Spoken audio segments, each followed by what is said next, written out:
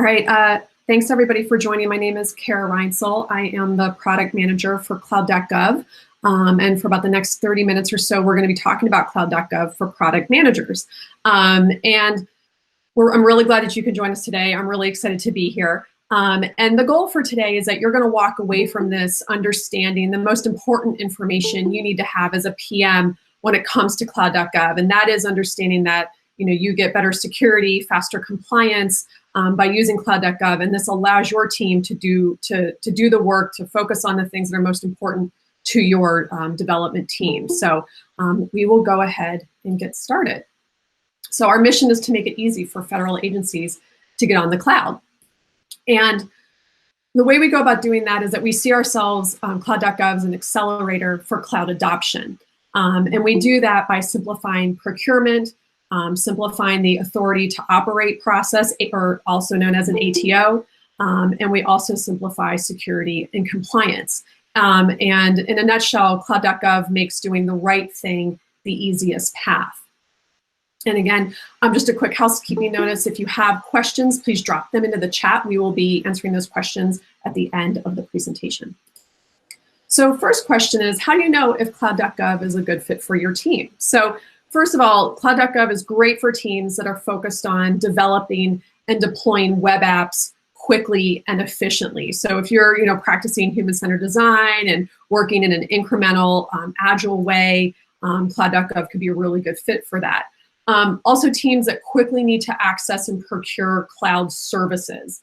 And then in addition, teams that don't necessarily have enough resources to manage security and compliance themselves for cloud services, Cloud.gov can be a great option. And a couple of other things too to keep in mind, Cloud.gov is a great fit for small to medium-sized government agencies, as well as teams that are working in a FISMA low or FISMA moderate environment. So those are just some things to keep in mind if you're considering Cloud.gov as a possible solution for your team. So another question that we're frequently asked is, how is the ATO process simplified by using Cloud.gov? And at a high level, Cloud.gov has an ATO.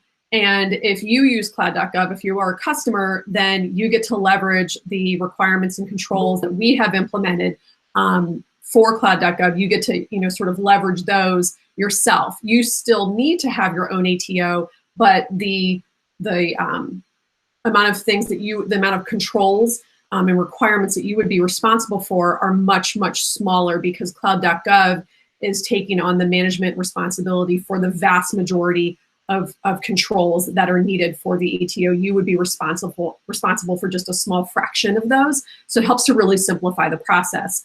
And another thing to think about too is that an ATO can take months. And so again, by being able to leverage Cloud.gov's ATO, that can help streamline that process. And also another thing to think about beyond just the technology is the ATO is more than just a technical document. It's also laying out the business processes, the business rules, the operations of how you're going to manage this technology. So if you weren't using Cloud.gov and therefore you weren't using our ATO, you would then have to be responsible for all the operations and controls that we provide. And you would have to be able to, take ownership and be responsible for, answering questions like, what happens if a user leaves your agency? How do you ensure that this data source does not get inappropriate access to another data source? You would have to come up with all of the procedures and all the, building the business rules that would govern that. And so that's also a large responsibility in terms of ownership that you would have to take on if you were not using Cloud.gov and you weren't able to leverage our ATO. So another question is, how is Cloud.gov different from AWS or Azure? Well, first of all, Cloud.gov is built on AWS. And so that's just something to keep in mind.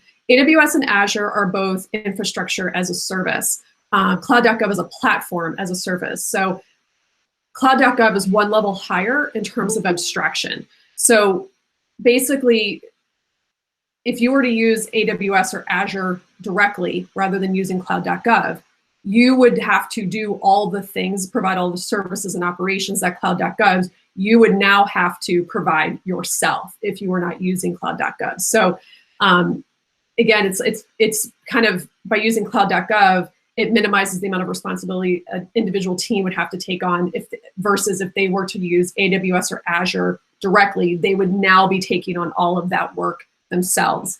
And I think it's also important to recognize that a lot of the tools that we use are incredibly powerful. There's a lot that you can do with them, but knowing that what you're doing is safe is a whole other magnitude of different. These are very, very powerful tools, but they're also enormously complex.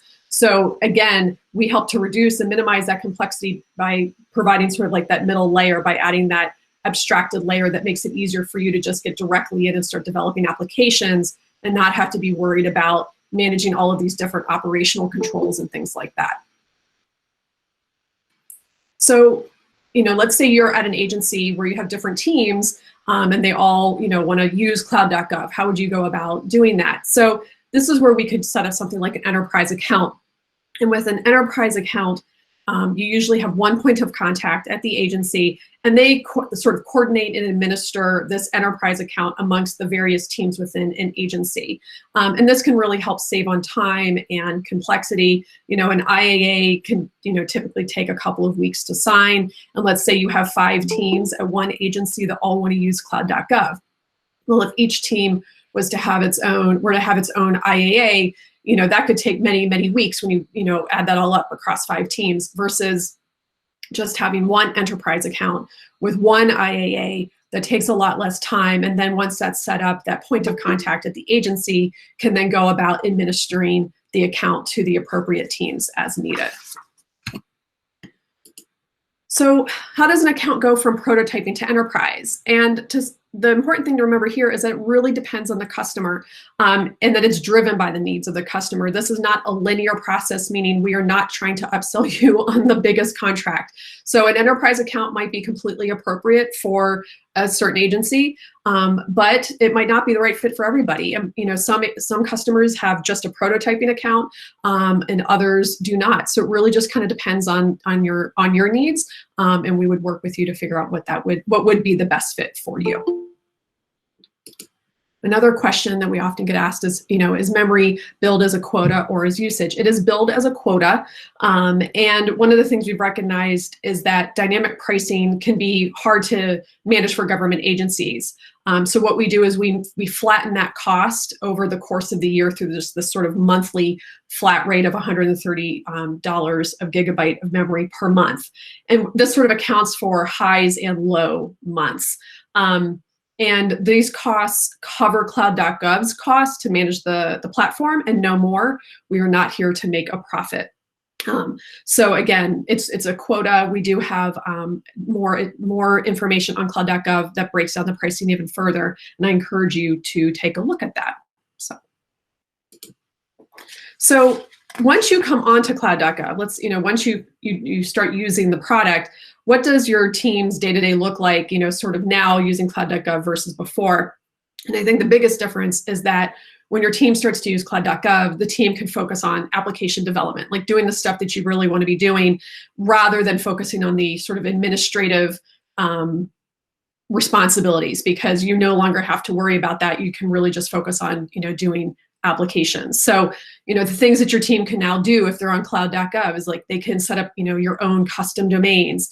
Running and building applications is really easy for developers, so that, once, our platform ensures that once that app is out there and running, that it stays up and running once it's deployed. You can scale an application up and down very easily. You have the built-in compliance, the built-in security, and the built-in efficiency. And also, like, our platform is constantly monitored and patched, so you can feel confident and safe, and that the platform is ensuring that what is out there is in the safest configuration possible.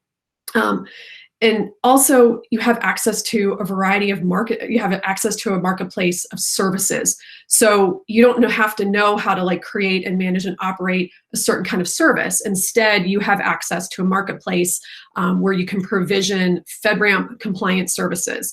So if you needed a database, you don't have to know how to create that database or worry how to do it. Instead, you can just go to this marketplace and get a database from there. So it makes it really, really easy. And again, you can be confident that what you're using is compliant and secure. And so, and to put this in terms of what you no longer will have to worry about doing is that your team won't need to procure new hardware, whether that's virtual or metal. The team is no longer responsible for creating from scratch procedures and policies to ensure that ensure compliance with an ATO, and the team isn't responsible for getting FedRAMP authorization. So again, by being on Cloud.gov, it really frees the team up to do that application development and not have to worry so much about the administrative burden. So in terms of what kind of skills do you need to use Cloud.gov, you do need an org manager, and this is somebody who manages user roles and the spaces. And this could honestly be anybody on your team. And then for developers, for engineers, having basic command line skills is very helpful. But if you don't have those, we also have a user interface that can be used to interact with the tool.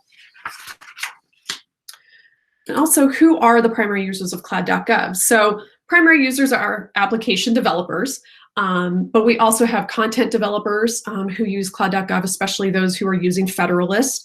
And we run the production workloads for the agencies that are using Cloud.gov. So we have approximately over 50 government agencies that are customers, and most accounts are for production environments. So different agencies are using this to run the services that they provide. In terms of wanting to learn more, we do have some additional tech talks coming up. Today's tech talk is the second in a series of 5. We did one about a month ago that was more of a technical overview of Cloud.gov. We have 3 more coming up, one in May, one in June, and one in July. And those will be open for registration in the coming weeks. We also host an office hours every Tuesday where it's just like you imagine, if you remember from college, your professors had office hours. This is a similar thing where you come in and ask questions of our engineers. And then also, if you have other questions, you can email inquiries@cloud.gov. So with that, I'm going to pause and stop sharing my screen for a moment and answer any questions that have come up in the chat.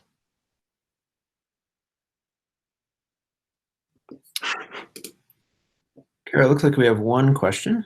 Okay. Will access to and use of those marketplace services add more to the monthly cost, or is that built in? Say that again.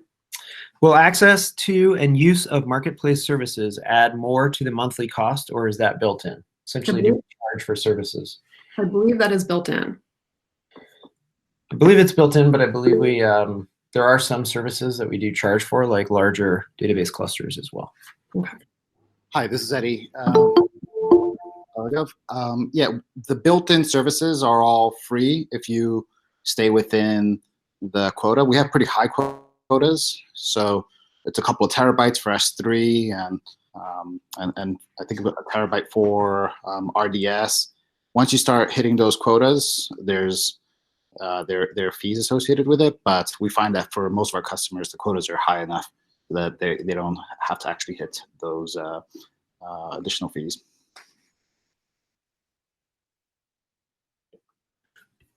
Okay, looks like we have another question. Curious to know, what are the most used AWS services in the Cloud.gov ecosystem, i.e. VPC, EC2, etc.? I would have to look. I would say, do you know? Yeah, sure. So Cloud.gov doesn't actually expose all AWS services. So things like VPCs and EC2 are hidden. EC2 is the compute service, essentially getting virtual machines for anybody that's not aware. The services that we're talking about are things like database services or our CloudFront distributions, as an example. And so you can bring your own domain, create a CloudFront distribution all through the marketplace of our services. So we don't expose raw compute because we layer in the Cloud Foundry platform as a service platform on top of it. Given that, the most commonly used services are certainly the CloudFront CDN service, where we have users and agencies that bring their own custom domains and their own custom kind of websites to host, at large scale using CloudFront. And I'd say the second is probably RDS, so our Postgres and MySQL services. Okay, so another question. I've heard EKS is still not FedRAMPed. Can I assume that means Cloud.gov doesn't have an EKS offering? That is correct. We do not currently have an EKS offering at all. It is not yet FedRAMPed. There are, I believe, the only FedRAMPed Kubernetes is Google at the moment, but I would expect that obviously to change over time.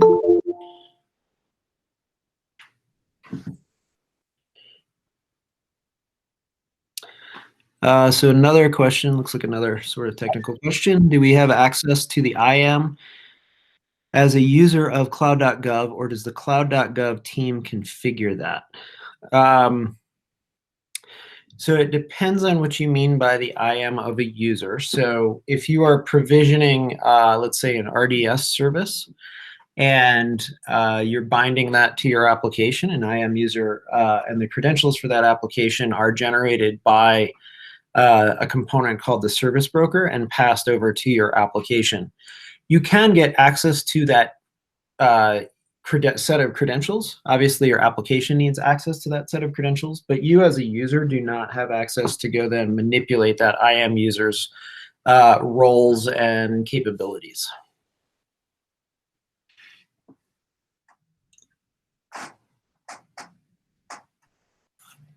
All right, looks like there's another question in the chat. Also looks like a more technical in nature question. Sure. So let's see. Can you talk to the level of customization possible on top of Cloud.gov PaaS offering, e.g. further customization of a CI/CD pipeline for a set of teams within my org or unit? Yeah, so the PaaS offering is called Cloud Foundry. So it's an open source platform. And we deploy and operate the open source versions of Cloud Foundry. It is extremely extensible from our perspective.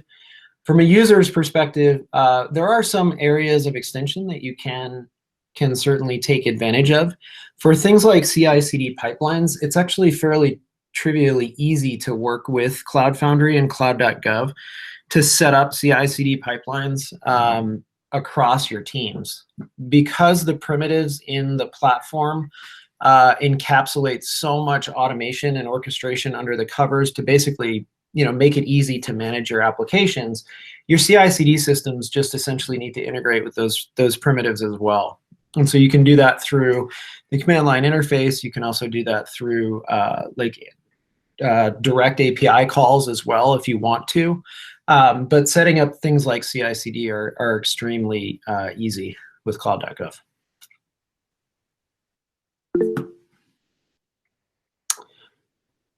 Yeah, and it looks like Laura posted a link. They use Circle CI over at FEC. So thank you for that.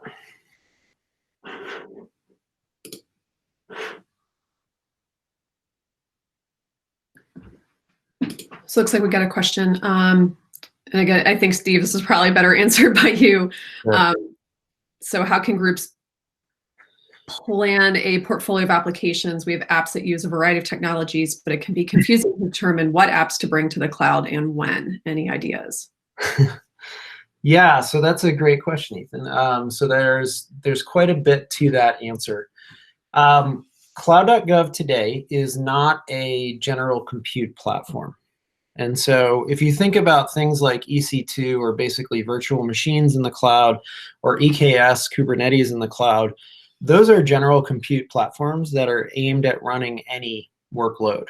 Cloud.gov is not, or Cloud Foundry really is not optimized to run any workload. It's an opinionated platform aimed at running custom developed applications. And so what that really means is you're not going to do things like bring your Microsoft Exchange server to Cloud.gov. That is not what it is built for.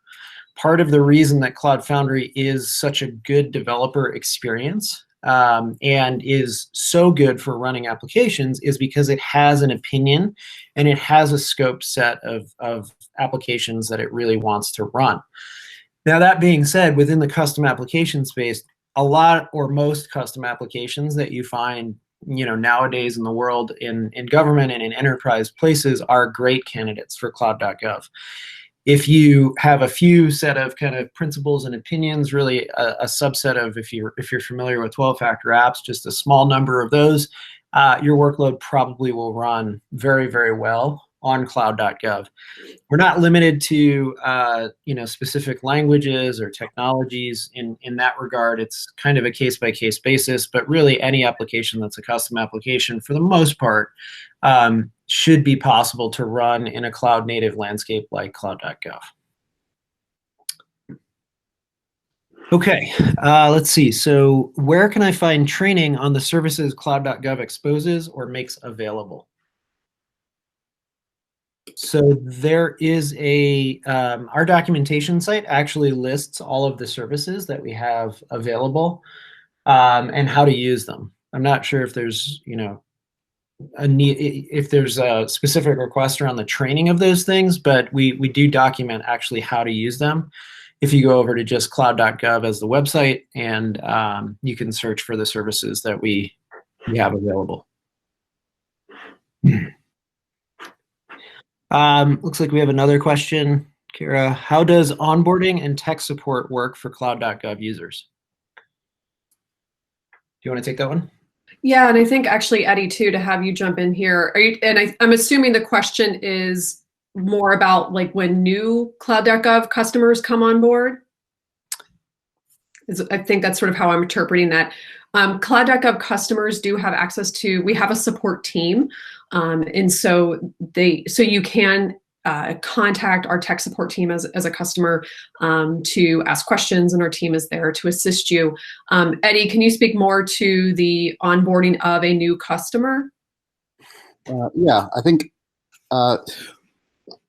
part of the process is going to be making sure that you have access to the platform, basic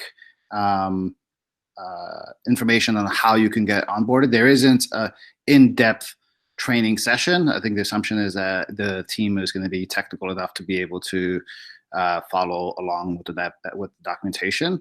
But we do make sure that everyone is able to at least get access to the platform, everyone's able to connect. If there are questions, we have a support email address, support@cloud.gov, and we try and respond to emails acknowledge it within the day, and then a couple of days if we have to do more investigations. Primarily, we're focused on ensuring that the platform is up and running and that there are no issues with the platform.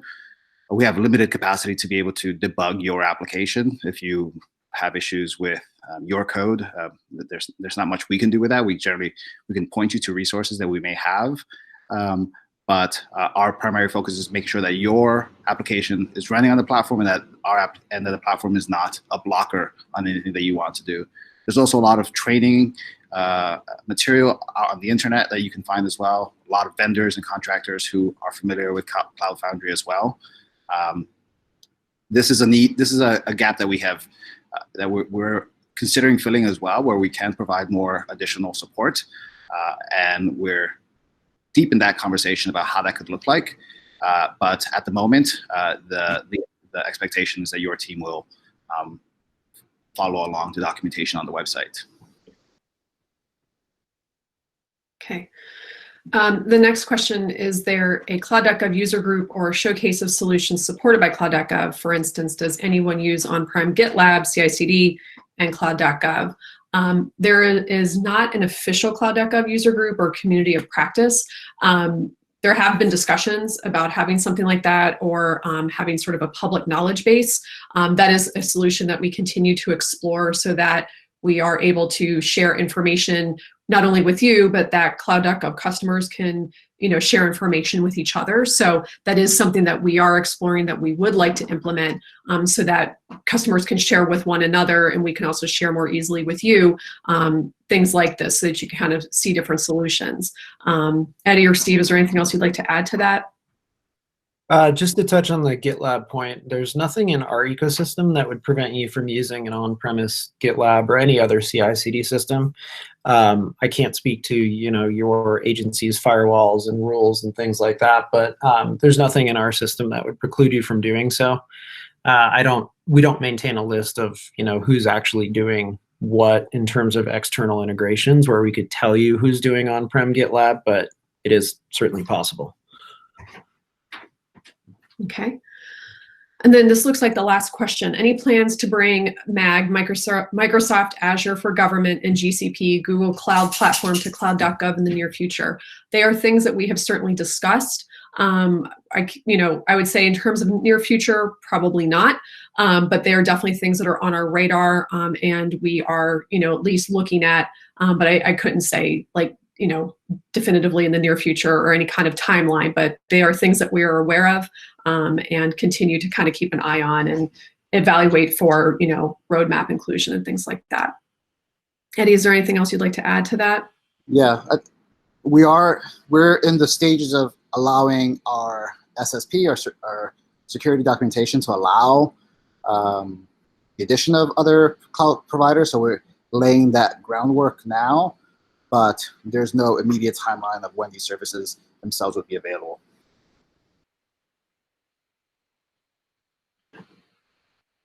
Okay. And